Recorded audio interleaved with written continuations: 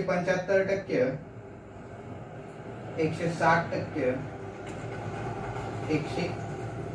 185%. Okay, बघा 1.34 म्हणजे किती टक्के या प्रश्नाला आपण सॉल्व्ह करायच्या अगोदर दिलेला जी संख्या आहे ती कोणती आहे ती माहित असणं गरजेचे आहे. दिलेली संख्या पूर्णांक युक्त अपूर्णांक आहे. कोणती संख्या आहे? पूर्णांक युक्त अपूर्णांक. आता या ठिकाणी पूर्णांक युक्त अपूर्णांकाला आपण अपूर्णांकामध्ये कन्वर्ट करून घेऊया. ओके, अपूर्णांकामध्ये कन्वर्ट करून घेऊन अपूर्णांकात रूपांतर करून आता टक्के किती विचारलेले आहेत म्हणजे त्यावेळेस आपण कितने गुणतो? 100 ने गुणून.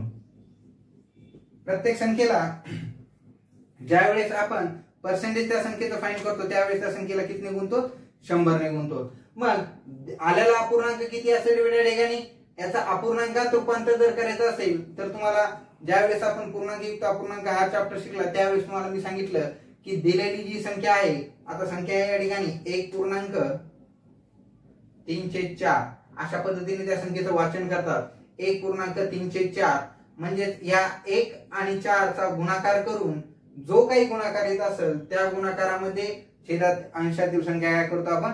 ऍड करतो आणि छेदातील संख्या दशाला तशी ठेवतो. म्हणजे याचा विस्तार आपण 4 गुणिले 1 अधिक 3 छेदात 4 अशा पद्धतीने मांडणी करतो. मग 4 1 4, 4 आणि 3 किती होतात बेटा? 7. 7 छेदात 4 म्हणजे या 7 छेदात 4 चे किती टक्के? चे म्हणजे काय बेटा? गुणिले चे किती टक्के म्हणजे 100.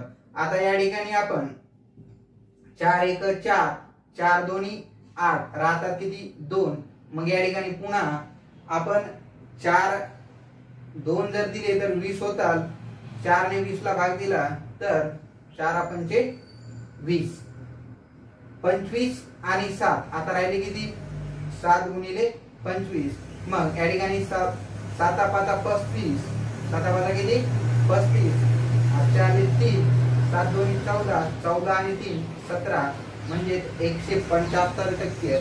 दिलेल्या प्रश्नाचं उत्तर आपल्याला 175% आहे हे आपल्याला सांगता येईल. बघा या ठिकाणी फक्त आपल्याला यासारखा जर प्रश्न आला असेल तर या ठिकाणी ज्यावेळेस आपल्याला 3 प्रकारे प्रश्न विचारले जातात, एक कठीण पातळीवर, एक मध्यम पातळीवर व एक सोप्या पद्धतीत. मग असा प्रश्न सोप्या पद्धतीतच मोडला जातो, परंतु आपल्याला याला कन्वर्ट करता आलं तरच हा प्रश्न सॉल्व्ह करता येतो, अन्यथा हा प्रश्न सॉल्व्ह करणं खूप कठीण आहे. तुम्हाला अपूर्णांक युक्त अपूर्णांकाला अपूर्णांकामध्ये कसं कन्वर्ट करता येईल तर त्याची ही पद्धत माहित असणं गरजेचे आहे. लक्षात ठेवा, ज्यावेळेस अपूर्णांक युक्त अपूर्णांक असतो त्यावेळेस पूर्णांक युक्त अपूर्णांक असतो तर दिलेल्या छेदातील संख्येला व पूर्णांकाला गुणाकार केल्यावर आलेल्या गुणाकाराला वरील छेदामधील संख्यामध्ये मिळवतात आणि छेदात जी संख्या आहे अंशातील संख्यामध्ये मिळवतात आणि छेदात जी संख्या आहे ती जशाला तशी लिहितात म्हणजेच आपल्याला पूर्णांक मिळेल. मग या ठिकाणी आपण त्या प्रकारे 704 काढून गुणिले 100 किती टक्के म्हणजे गुणिले किती? 100. मग 100 गुणिले या ठिकाणी 4 ने जर 100 ला भाग दिला तर 25 चा पूर्ण भाग जातो. 25 चा 7 175 होतात. म्हणजेच आपल्याला या ठिकाणी 175 हे पर्याय क्रमांक 2 मध्ये पाहायला मिळतात. म्हणजे आपलं पर्याय क्रमांक 2 हे उत्तर कन्फर्म आहे. ओके, चल पुढील प्रश्न बघा. आता बोर्डवर दिलेले 2 प्रश्न आहेत की 1200 चे 8% बरोबर 400 चे किती टक्के. ओके, आता क्वेश्चन मार्क दिलेला आहे. आता किती टक्के होतील, किती टक्के असतील, किती टक्के आहेत, किती टक्के आहेत ते सांगा, अशा प्रकारचे प्रश्न समोर विचारलेले असतात. ओके, आपण प्रश्नार्थ देऊन टाकला डायरेक्टली. आता या ठिकाणी बघा 1200 चे 8% बरोबर 400 चे किती टक्के म्हणजे पुन्हा या ठिकाणी आपल्याला किती टक्केच विचारलेले आहेत. मग आपल्याला x छेदात 100 पुन्हा घ्यावे लागतीलच. मग ते कधी घ्यायचे त्याचं समीकरण तयार करावं लागेल अगोदर. बघा 1200 चे म्हणजेच काय? गुणाकार 8%. ओके, इथपर्यंत सगळ्याला समजतंय. 1200 म्हणजेच 1200 चे 8%. ओके, आता या ठिकाणी बरोबर 400 चे किती टक्के विचारले म्हणजेच आपण त्या ठिकाणी x टक्के मानू. ओके, बरोबरचं साइन दिलेलं आहे मध्ये, म्हणजे दोन्ही संख्यांची व्हॅल्यू कशी असणार आहे, सारखीच असणार आहे. ओके, मग आता या ठिकाणी 1200 मोठे आहेत, या ठिकाणी 400 लहान आहेत, म्हणून टक्के मोठे आहेत, मग या ठिकाणी टक्के लहान संख्येचे टक्के काय होणार, जास्त होणार. ओके, मग आता या टक्के या ठिकाणी आपल्याला x ची जर व्हॅल्यू फाइंड करायची असेल तर या समीकरणाला आपण 12 अगोदर भागून घेऊया. 0 0 काय होतील बेटा, कट होतील. ओके, जर तुम्हाला हे क्रॉस मल्टिप्लिकेशन समजत नसेल तर या ठिकाणी मी छेदात 100 घेतो, म्हणजे तुम्हाला हे 0 0 कट झाले हे समजेल. ओके, म्हणजे या ठिकाणी किती राहतील बेटा, हे 2 0 कमी झाले, या ठिकाणी हे छेदातले आणि हे कडे 2 0 कमी झाले.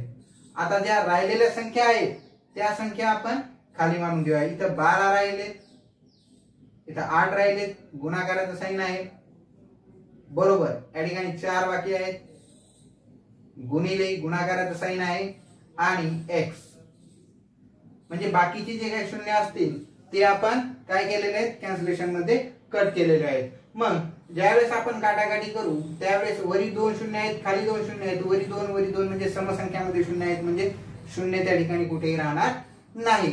आता राहिलेले ज्या संख्या आहेत ते आपण सविस्तर मांडून घेतलेल्या आहेत. मग याचं आता एक क्रॉस मल्टिप्लिकेशन करा किंवा याचं मल्टिप्लिकेशन करून 4 ने भागा. कोणतीही प्रक्रिया केली तर तुमच्या पद्धतीने ती सोपीच असणार आहे. बघा या ठिकाणी 12 गुणिले 8 छेदात हे इकडे गुणाकारामध्ये आहेत x, म्हणून इकडे कशामध्ये दिले, भागाकारामध्ये. मग 12 4 1 4 4 2 8 आणि 12 2 24, म्हणजे x बरोबर किती येणार आहे, 24. म्हणजे पर्याय क्रमांक 3 आपल्याला या ठिकाणी 1200 चे 8% बरोबर 400 चे 24% त्या ठिकाणी येतील. ओके, बघा या ठिकाणी 400 चे 24%. आता या ठिकाणी जर तुम्ही प्रश्नाला जर सविस्तर जर पाहिलं असेल तर तुम्ही ओरली हा प्रश्न सॉल्व्ह करू शकता, परंतु प्रश्न वाचन खूप महत्वाचं आहे. आता 12 आणि 4, आता 0 0 सारखेच आहे, ते विलोप करून टाका. आता संख्या किती धरायच्या, फक्त 12 आणि 4. आता या ठिकाणी 8% आहेत. ओके, म्हणजेच हे 4 12च्या किती पटीने आहेत, सॉरी 12 हे 4च्या किती पटीने आहेत, 3 पटीने आहेत. 12 1 12 12 2 4 1 4 4 2 4 3 12, 3 पटीत आहेत. मग जर तिप्पट असतील तर ही संख्या सुद्धा या संख्येच्या आलेली संख्येचे कशी असणार आहे, तिप्पट असणार आहे. म्हणजे 12 त्रिक 4 त्रिक 12 तर 8 त्रिक 24, अशा पद्धतीने सुद्धा तुम्ही उत्तर फाइंड करू शकता. ओके, चला फायनली तुम्ही ही स्टेप यूज करा, म्हणजे तुमचं उत्तर कन्फर्म करेक्ट राहील पूर्ण आत्मविश्वासाने. ओके, जर खूपच मॅथ मध्ये प्रॅक्टिस झाली असेल तर तुम्ही मी सांगितलेली स्टेप यूज ती मेथड यूज करू शकता. बघा या ठिकाणी प्रश्न दुसरा दिलेला आहे तुम्हाला 500 चे 20%. आता या ठिकाणी अधिक दिलेलं आहे. ओके, त्यानंतर 280 चे 30% या ठिकाणी वजा दिलेला आहे बरोबर, वजा दिलेला आहे 400 चे 10%. म्हणजे तुम्हाला आता या ठिकाणी बेरीज गुणाकार भागाकार करावे लागणार आहेत. आता प्रश्नामध्ये तुम्हाला ज्या पद्धतीने पार्ट करून दिलेले आहेत, बघा पार्ट किती दिलेले आहेत, 3 पार्ट दिलेले आहेत प्रश्नाचे. पहिला पार्ट आहे 500 चे 20%, दुसरा आहे 28 280 चे 30% आणि तिसरा आहे 400 चे 10%. आपण साइन त्यांच्या जागेवर ठेवून अगोदर पूर्ण पार्ट जे आहेत ते काय करूया, सॉल्व्ह करून घेऊया. बघा पहिला पार्ट 500 चे 20%, पहिला पार्ट आहे. या ठिकाणी पहिला द्यायची आवश्यकता नाही, 500 चे म्हणजे गुणिले 20%.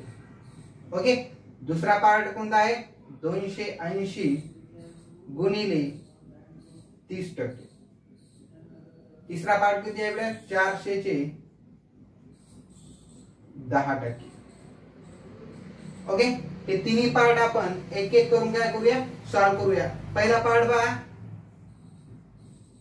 500 गुणिले 20 भागिले छेदात 100 म्हणजे त्या ठिकाणी 1 2 0 1 2 0 कटले. आता राहिले 20 आणि 5 म्हणजेच 20 गुणिले 5 बरोबर 20 पंचे किती रे बेटा 100. 20 पंचे 100.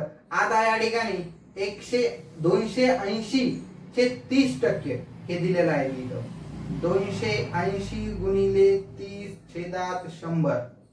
एकदा प्रॅक्टिस झाली की डायरेक्टली तुम्हाला असं लिहिता आलं पाहिजे. 1 0 कटला 1 0 1 0 कटला 1 0. आता राहिले किती 28 गुणिले 3. मग 28 गुणिले 3 किती होती बेटा या ठिकाणी बघा या ठिकाणी 8 1 8 8 3 24 8 3 24 म्हणजेच कॅरी किती येते 2. कॅरी किती येणार आहे 2.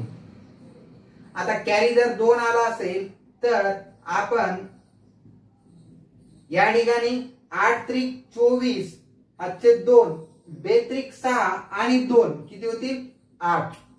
किती होतील 8. त्यानंतर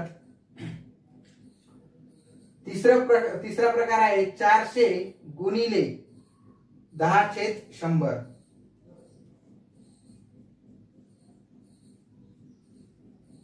मग या ठिकाणी 10 1 10 0 कटले म्हणजे त्या ठिकाणी राहतील किती 40.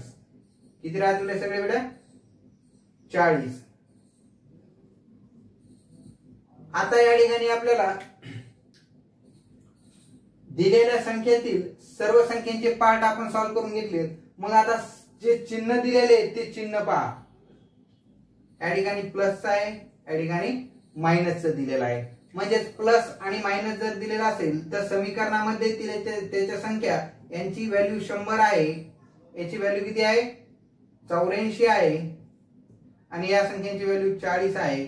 मग त्या संख्यांच्या व्हॅल्यू त्या ठिकाणी ठेवून 100 अधिक 84 मायनस 40. ओके. मग त्यांची बेरीज करून घेऊया अगोदर. 184 मायनस 40 बरोबर 0. 4 मधून 0 गेला 4. 8 मधून 4 गेले 4. राहिलेले 1 म्हणजेच 144. पर्याय क्रमांक 3 मध्ये तुम्हाला तुमचं उत्तर मिळेल 144. आता या ठिकाणी आपण काय केलं. आता मी या ठिकाणी तुम्हाला पाठ करून का सोडवायला सांगितलं कारण की पाठ करून जर सोडवताल तर या प्रश्नाची तुम्हाला 3 प्रश्नाची प्रॅक्टिस होऊन जाईल. एका प्रश्नामध्ये 3 प्रश्नाची. आणि बेसिक क्रिया कोणाला येत नाही. बेसिक क्रिया तुम्हाला बेरीज वजाबाकी तर सर्वांनाच येते. पाठ करून सोडवण्याचा याचा फायदा एक होतो की आपले जास्त मॅक्सिमम प्रश्न सोडवले जातात. त्यानंतर आपल्याला प्रत्येकाची व्हॅल्यू कळते, गोंधळ होत नाही आणि आपण सविस्तर त्याची माहिती या ठिकाणी लिहून नंतर त्यांच्या चिन्हामध्ये त्या संख्या मांडू शकतो. अशा पद्धतीने तुम्ही पर्सेंटेज वरचे यासारखे प्रश्न सोडू शकता आणि यासारखे प्रश्नांची प्रॅक्टिस जास्तीत जास्त करा. प्लस मायनस गुणाकार भागाकार काय या ठिकाणी संख्या ठिकाणी घ्यायचं असेल तर घ्या. मनाने संख्या घेऊन तुम्ही प्रयत्न करा सॉल्व्ह करण्याची. ओके. चला तर पुढील प्रश्न पाहूया. आपल्याला दैनंदिन जीवनामधील काही एक्झाम्पल महत्त्वाचे असतात ते दिलेले असतात बघा. जसं की पेट्रोल असेल, डिझेल असेल, दुधाचा भाव वाढलेला असेल, दुधाचं प्रमाण वाढलेलं असेल. आता या ठिकाणी प्रश्न दिलेला आहे पेट्रोलचे भाडे. आता पेट्रोलचे भाडे 20% वाढले. प्रश्न दिलेला आहे बघा 20% वाढले. पुन्हा काही दिवसांनी 25% वाढले तर मूळ भावात आता किती टक्के वाढ झाली असेल. आता पर्याय क्रमांक 1 आहे 25%, 30%, 20% आणि 50%. आता या ठिकाणी 2% वाढलेला आहे. दोनदा भाव वाढलेला आहे. किती वेळा 2 वेळा. आता या ठिकाणी जर अशा वेळेस ज्या वेळेस 2 वेळा भाव वाढलेला असेल त्यावेळेस त्याची जर मूळ किंमत दिलेली नसेल तर आपल्याला ती मूळ किंमत शेकडा म्हणजे 100 ला ग्राह्य धरून चालावी लागते. बघा या ठिकाणी दिलेली संख्या आहे आपल्याला पेट्रोलचे भाव. आता वाढू द्या नाहीतर प्रश्न जे मटेरियल आहे ना त्या मटेरियलला घेऊन बसतात. बाकीच्या प्रश्नातील शब्दांना काही महत्व द्यायचं नाही परीक्षेच्या वेळेस. नाहीतर मग पेट्रोलचे भावच का वाढले पुढच्याला विचारणार, मागच्याला विचारणार, सरला बोलणार, टाइम व्यवस्थित घालायचा नाही. आपल्याला पेट्रोलचे भाव का वाढले तर कशामुळे वाढले त्याशी संबंध नाहीये. प्रश्न सोडवायचा हा महत्वाचा आहे. बघा या ठिकाणी पेट्रोलचे भाडे शेकडा 20% वाढले. म्हणजे जर आता या ठिकाणी मूळ भाव आपल्याला माहित नाहीये तर मूळ भाव 100 समजू. ओके. आता जर आपण 100 जर मूळ भाव समजला तर त्या 100 वर अगोदर किती टक्केने वाढ झालेली आहे? 20 टक्केने. म्हणजेच 100 वर 20% वाढ म्हणजेच 100 गुणिले 20, 100 कटले 20 म्हणजेच अगोदरची किंमत 100 आणि नंतर 20 रुपये वाढ झाली म्हणजेच 120. आता त्यावर किती? 120 त्या पेट्रोलच्या वाढीची काय झाली आहे? किंमत झालेली आहे, ज्यावेळेस 20% वाढ होते त्यावेळेस. परंतु त्यानंतर पुन्हा दुसऱ्या वेळेस 25% वाढ झाली. काही दिवसांनी पुन्हा काय झालेली आहे? 25% वाढ झाली. आता हे 25% आपण 100 वर काढणार नाही, लक्षात ठेवा. आता ज्या वेळेस आपली प्रोसेस चालू आहे किंमत वाढण्याची, आता अगोदर 100 होती, नंतर 120 झाली आणि नंतर पुन्हा 25% जर वाढली तर ते 100 वर 25% वाढली असं म्हणत नसतात. ओके. दुसऱ्या वेळेस ज्यावेळेस वाढत असती त्यावेळेस पहिल्या वेळेस वाढलेल्या किमतीवरून जेवढी किंमत ठरती त्या किमतीवर पुढील पर्सेंटेज काढलेले असतात. म्हणजेच या ठिकाणी आता हे 25% आपण 100 वर न काढता 120 वर, त्या 120 भावावर 25% वाढ झालेली असं आपल्याला म्हणावं लागेल. मग या ठिकाणी 120 चे 25%, 120 चे 25% किती होतील बेटा? या ठिकाणी बघा 00 काय होतील? कट होतील. राहिले आता या ठिकाणी 5 2 10, 5 5 25, 2 1 2, 2 3 6 2 12, 6 5 30. म्हणजे या ठिकाणी जर कॅल्क्युलेशन जर केलं आपलं तर 25%, 120 चे 25% बरोबर किती होतात? 30 होतात. म्हणजे 25% म्हणजे कितने गुणणार बेटा संख्येला? 1/4 ने. मग या ठिकाणी आपण गुणून पाहूया पुन्हा एकदा. 120 ला 1/4 ने गुणूया. 4 1 4, 4 3 12, 0. म्हणजे आपल्याला ही पद्धत किती अवघड असते, ही पद्धत किती सोपी असते हे तुम्हाला समजून देण्यासाठी मी या ठिकाणी गुणून बघितलेलं आहे. लक्षात ठेवा, एवढं कॅल्क्युलेशन करायची गरज नाही. तुम्हाला जर 25%, 12.5%, 50%, 100%, 75% जर काढायचे असतील तर त्याचे अपूर्णांक दिलेले आहेत. त्या अपूर्णांकाने तुम्ही डायरेक्टली भाग देऊ गुणू शकता. ओके. मग आपण आता या ठिकाणी काय केलं तर बघा पुन्हा या ठिकाणी मुद्द्यावर 120 चे 25% घेतले आहेत. लक्षात ठेवा, बऱ्याचशा विद्यार्थ्यांचं लक्ष नसतं कॅल्क्युलेशनवर. या ठिकाणी 25 ने 100 ला डायरेक्टली भाग दिला आपण. 25 1 25, 25 चौक 100, 4 1 4, 4 3 12, 0 ऍज इट इज. किती राहिले? 30. म्हणजेच आपण या ठिकाणी 30 हे जे उत्तर आलेलं आहे आपलं ते 20%, 120 वर 25% आलेले आहेत. म्हणजेच अगोदर वाढलेली संख्या ही 20% 20 होती, नंतर 25 वाढली 30 झाली. म्हणजेच एकूण किती वाढ झालेली आहे? 50 झालेली आहे. एकूण 50, 20 अधिक 30 बरोबर 50. 2 वेळेची वाढ किती आहे? 50 रुपये. मूळ किंमत किती होती? 100 रुपये. 100 रुपयावर 50 वाढले म्हणजेच किती? 50% वाढले. वाढ किती झालेली आहे? 50% वाढ झालेली आहे. म्हणजेच बघा 100 वर 50% म्हणजे 50 एक्स्ट्रा द्यावा लागत असतील. जर मूळ भाव 100 असेल आपल्याला एक्स्ट्रा 50 रुपये द्यावा लागत असतील तर आपण एक्स्ट्रा 50% द्यावा, त्यामध्ये आपण एक्स्ट्रा किंमत देत आहोत असं आपल्याला ठिकाणी म्हणायला काही हरकत नाही. ओके. म्हणजेच पर्याय क्रमांक 4 हे उत्तर आपलं बरोबर आहे. चला पुढील प्रश्न पाहूया. बोर्डवर 2 एक्झाम्पल दिलेले आहेत. आता त्यापैकी पहिलं एक्झाम्पल पहा. 7/25 चे टक्के. आता या ठिकाणी 7/25% चे नाही, त्या ठिकाणी काय डायरेक्टली पर्सेंटेज. हे दशांश अपूर्णांकात कसे लिहाल? आता आपल्याला फक्त त्याची काय करायचे, दशांश अपूर्णांकामध्ये कशा पद्धतीने लिहिल्या जातात ते या ठिकाणी फाइंड करायचे. त्याचे आपल्याला अंक काढायचा नाही, किती होईल ती संख्या किती आहे ते काढायचं नाहीये. फक्त दशांश अपूर्णांकात कसे लिहाल म्हणजे त्याला दोन त्यांची किंमत सारखीच असेल. ओके. त्याची किंमत काय असणार आहे? दिलेल्या या संख्येची आणि ऑप्शन मध्ये जे आपलं उत्तर येईल त्याची किंमत कशी आहे? सारखीच आहे, किंमत चेंज होणार नाही. जर आपल्याला या ठिकाणी 7/25 चे टक्के किती असा जर प्रश्न विचारला असता तर आपण 7/25 ला डायरेक्ट 100 ने काय केलं असतं? गुणला असतं. परंतु या ठिकाणी गुणायची आवश्यकता आहे का? नाही. जी संख्या दिलेली आहे तीच संख्या दशांश अपूर्णांकात मांडणी करायची. म्हणून आपण ज्यावेळेस अपूर्णांक जर असतो त्यावेळेस आपण अपूर्णांकाचा भागाकार करून त्याला दशांश अपूर्णांकामध्ये कन्वर्ट करतो. मग बघा या ठिकाणी दिलेल्या पर्सेंटेजचं साईनचं काम तोपर्यंत आपण तसं ठेवूया, फक्त अपूर्णांक घेऊया, अपूर्णांकाला कन्वर्ट करूया दशांश अपूर्णांकामध्ये अगोदर. ओके, याला जर दशांश अपूर्णांकामध्ये जर कन्वर्ट करायचं असेल तर हा छेदाधिक अपूर्णांक आहे. छेदाधिक अपूर्णांकाला आपण ज्यावेळेस भागाकार करतो त्याला भागाकारामध्ये घेऊन जातो त्यावेळी शून्याचा भाग अगोदर बसला असतो, लक्षात ठेवा. मग या ठिकाणी 25 ने 7 ला पूर्ण भाग जात नाही म्हणून शून्याचा भाग देऊया आणि या ठिकाणी एक शून्य घेऊया, म्हणजे या ठिकाणी 70 होतील. आता 25 दोन्ही 50, 25 त्रिक 75 मोठे होतात म्हणून 25 दोन्ही 50. ओके, राहतात 20. आता 20 लाही पूर्ण भाग जात नाही म्हणून आता एकदा शून्य आणि दशांश घेतल्यावर या ठिकाणी किती शून्य घेऊ शकता. आता 25 ला 25 ने डायरेक्ट 200 ला जर भाग दिला तर 25 8 200. ओके, 25 चोक 100 सगळ्याला माहित आहे. मग 100 चे दुप्पट 200, मग 4 चा भाग गेला तर त्याचा दुप्पट 8 चा भाग. 25 एका 25, 25 8 200. म्हणजेच या ठिकाणी त्याचा भागाकार किती होतो मित्रांनो 0.28. आता या ठिकाणी ही संख्या पर्सेंटेज मध्ये कशी लिहितात आपण या पद्धतीने. ओके, म्हणजेच या संख्येला आपण 0.28 भागिले 100 अशा पद्धतीने लिहू शकतो. आता या संख्येला आपलं जे पर्सेंटेज आहे ते काय करायचंय काढून टाकायचंय आणि आपल्याला पूर्ण संख्या कशी लिहाल ते फाइंड करायचंय. म्हणून या ठिकाणी आपण छेदामध्ये किती शून्य आहेत 2, म्हणून वरच्या संख्येचे 2 घर कुणीकडे सरकवायचं उजवीकडे, डावीकडे ते साइन डेसिमलचं चेंज करायचंय. ओके, म्हणजे या ठिकाणी आहे म्हणजेच आता 1 2 घर अगोदरच दिलेले आहेत म्हणून 0.0028 हे आपलं फायनल उत्तर असेल.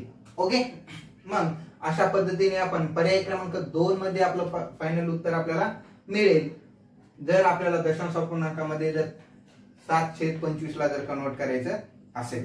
ओके.